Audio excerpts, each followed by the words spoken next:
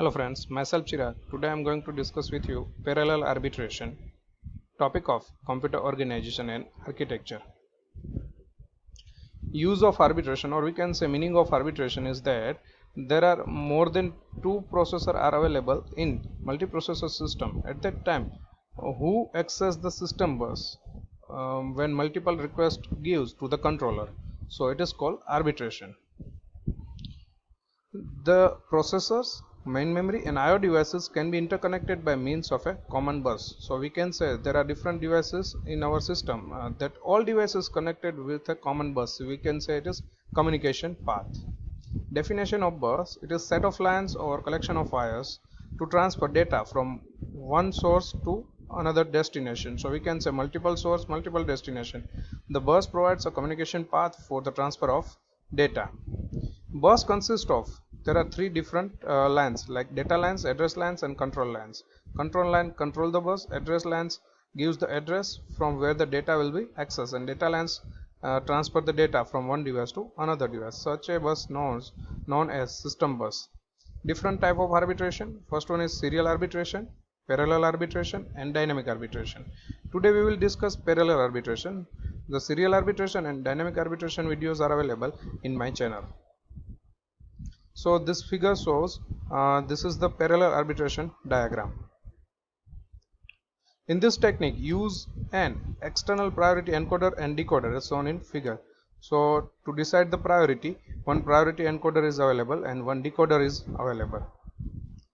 Each bus arbiter in the parallel scheme has a burst request output line and bus acknowledge input line. So this is bus arbiter 1. There are 4 different bus arbiters. So output line is bus request line. It is connected with priority encoder, and the input line is output of the decoder in as a acknowledge line. When processor wants to access the system bus, at that time arbiter of that processor enable a request line.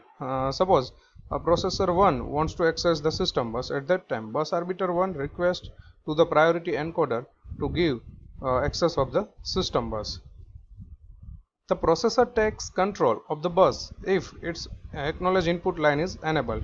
Whenever priority encoder input from the request of the bus arbiter 1 and then set the bits, we can say it is the input of decoder and output of priority encoder.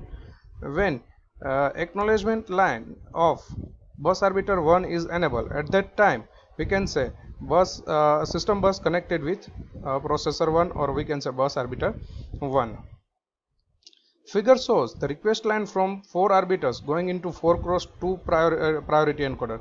So there are 4 different processors is in figure. So we can say there are 4 request line is available for encoder input. The output of the encoder generates a 2-bit code which represents the highest priority unit among those requesting the bus.